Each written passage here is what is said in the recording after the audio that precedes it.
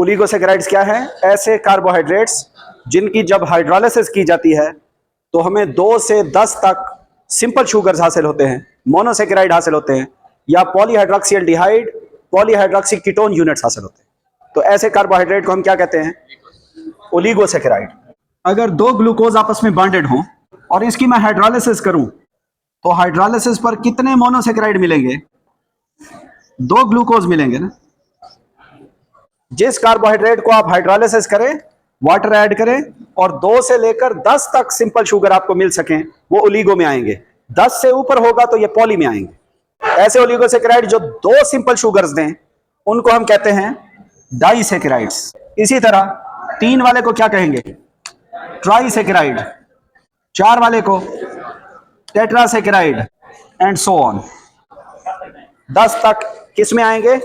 Oligosaccharide में आएंगे। Most common जो ओलिगोसैकेराइड है वो है डाइसैकेराइड। इनके क्या कैरेक्टरिस्टिक्स होते हैं? ये लेस स्वीट है और लेस सॉल्युबल है मोनोसैकेराइड के कंपैरिजन में। तो माल्टोज को देखें बेटा, हर डाइसैकेराइड की आपने 2-3 चीजें याद रखनी है। उसका नाम आपको याद हो, वो किन मोनोसैकेराइड से मिलकर बना है ये याद हो, उसके दरमियान में बॉन्ड कौन सा है ये याद हो, और वो नेचुरली कहां पाया जाता है ये याद। बात समझे? तो ये सारी मैं तरतीब से कराऊंगा और इसी तरतीब से ही आपने इसको याद रखना है।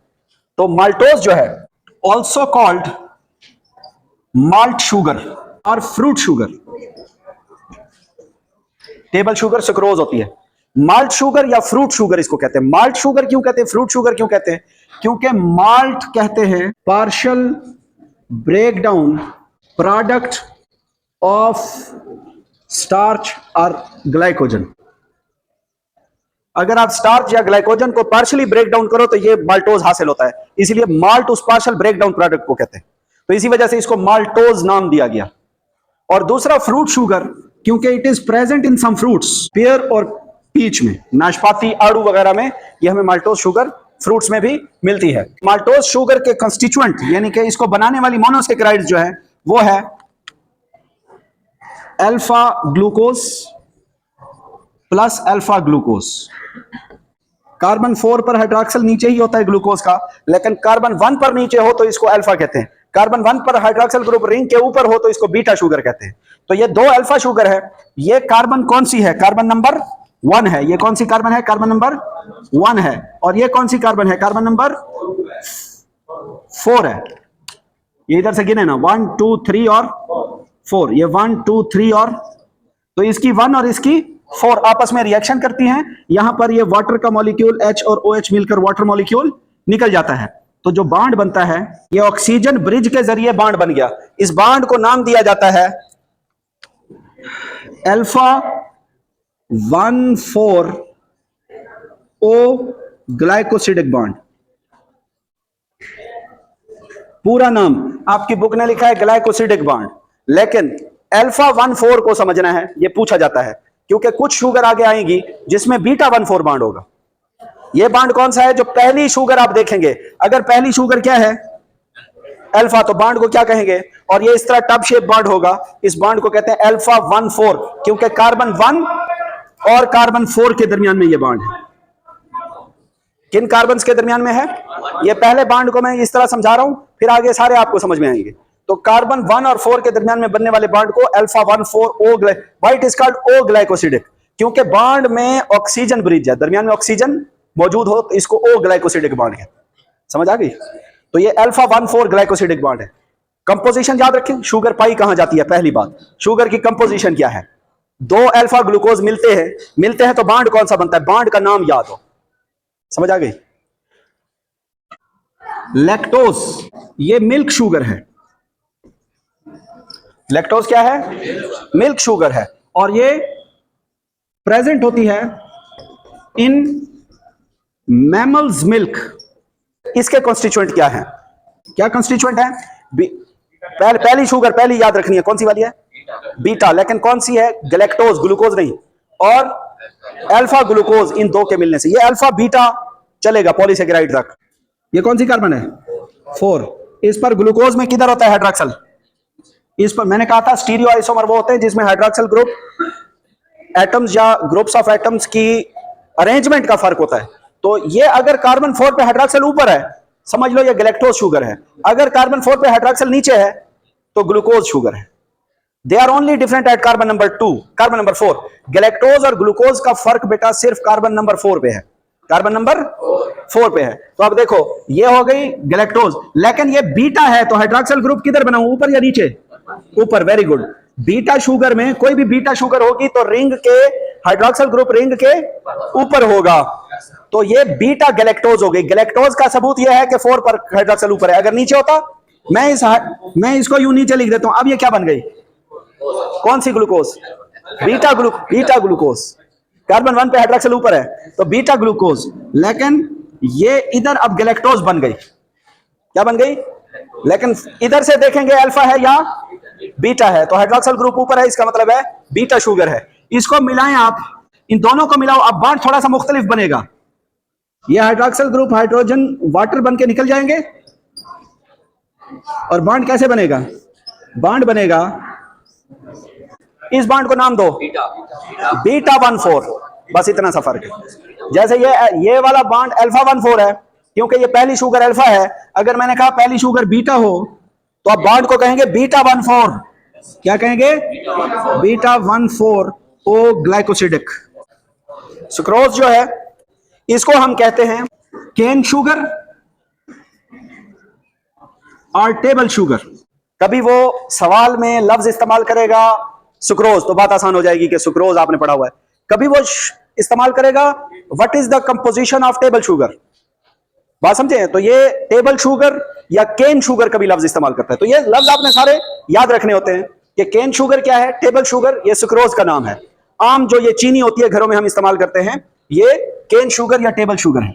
ये प्रेजेंट होती है इन शुगर केन या शुगर बीट्स, चिकंदर उसमें भी मौजूद होती है और गन्ने में भी मौजूद होती है। तो ये शुगर सुक्रोज है। इसकी अगर हम कंपोजिशन देखें, alpha glucose plus beta fructose.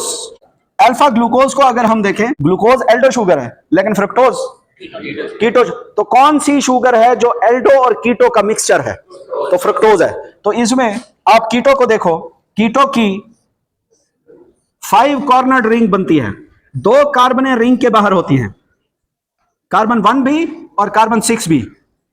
Glucose में 1 कार्बन रिंग से बाहर होती है। ये फ्रुक्टोज है तो नंबरिंग करो, कार्बन की नंबरिंग करो। ये कार्बन 1 हो गई, ये क्या हो गई 2 हो गई, ये 3 हो गई, ये 4 हो गई, ये 5 हो गई और ये 6। ये भी हेक्सोज शुगर है। इसकी ये कार्बन 1 2 3 4 5 और ये 6, समझ गए? तो इसकी नंबरिंग इस तरह से है। इसमें कार्बन 2 एनोमेरिक है, इसमें कार्बन 1 एनोमेरिक है। अब ये बीटा शुगर है। हाइड्रोक्सिल ग्रुप बीटा शुगर में किधर होना चाहिए? रिंग से नीचे, रिंग से ऊपर? बीटा में ऊपर, और अल्फा में रिंग के की प्लेन के नीचे होना चाहिए। लेकिन यहां मैंने लिखा कौन सी शुगर है? नहीं, ये फ्रुक्टोज कौन सी शुगर है, बीटा या अल्फा है? और मैंने हाइड्रोक्सिल ग्रुप इसकी कार्बन 2 एनोमेरिक है। हाइड्रोक्सिल किधर बनाया है? नीचे। इस बात को समझ लो। देखें, जब ये एनोमेरिक कार्बन है, जब मुकाबला हो हाइड्रोजन और हाइड्रोक्सिल का, तो अल्फा बीटा के लिए हम बड़े ग्रुप को देखते हैं। बड़ा ग्रुप कौन सा है, हाइड्रोजन या हाइड्रोक्सिल? हाइड्रोक्सिल। तो हाइड्रोजन हाइड्रोक्सिल का मुकाबला था, तो हमने अल्फा बीटा किसकी बेस पर कहा? हाइड्रोक्सिल, क्योंकि यह हाइड्रोजन से बड़ा ग्रुप है। अब जरा इस शुगर में देखो, इस कार्बन पे ये है हाइड्रोक्सिल ग्रुप, ये बड़ा ग्रुप है या हाइड्रोक्सिल ग्रुप? CH2OH बड़ा ग्रुप है। तो हम बड़े ग्रुप की बेस पे अल्फा बीटा कहते हैं। तो अब हाइड्रोक्सिल से बड़ा ग्रुप आ गया, ये नीचे होगा तो अल्फा होगी, ये ऊपर होगा तो ये बीटा फ्रुक्टोज है, ये अल्फा ग्लूकोज है। तो अब बांड जरा बनाओ, इनका जो बांड होगा वो किस तरह से बनेगा? बांड अल्फा होगा बीटा होगा, क्योंकि पहली शुगर को देखना है, ये अल्फा है। बीटा शुगर अगर सेकंड बीटा शुगर है उसको नहीं देखेंगे, बांड की ओरिएंटेशन पहली शुगर से बनती है। तो ये बांड जो है, इस बांड को नाम दो, जरा आप नाम दो। शाबाश, फिर से alpha, very good. 1 2 O glycosidic. Reducing versus non reducing sugar. बेटा रिड्यूसिंग वो है जिसमें फ्री एनोमेरिक कार्बन हो, यानी कि जो not used in making bond with other monosaccharide. जिसमें एनोमेरिक कार्बन, कौन सी कार्बन बताओ, इसकी एनोमेरिक कार्बन 2 है और इसकी 1 है, दोनों बिजी हो गई बॉन्ड बनाने में।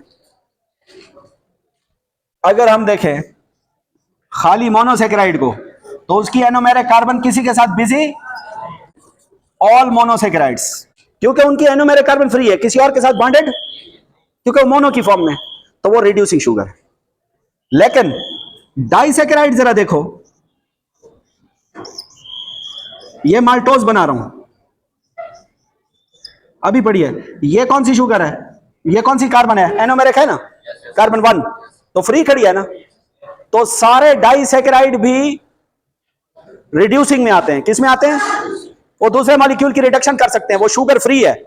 लेकिन फ्रुक्टोज में देखो, both the anomeric carbons are busy in formation of bond, दोनों एनोमेरिक कार्बन बिजी हैं बॉन्ड फॉर्मेशन में, तो वो जिसमें बिजी होंगे वो क्या होगी, रिड्यूसिंग या नॉन रिड्यूसिंग, नॉन रिड्यूसिंग। देखें ऑल डाइसेकेराइड, दूसरा नॉन रिड्यूसिंग शुगर कौन सी होंगी, इन विच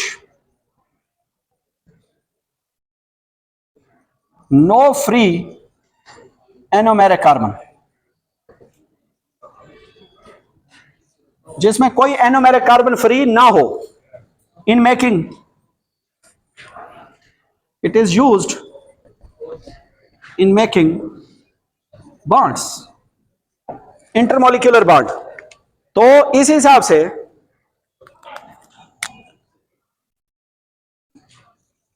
ऑल डाइसेकेराइड क्या होंगे, एक्सेप्ट सुक्रोज।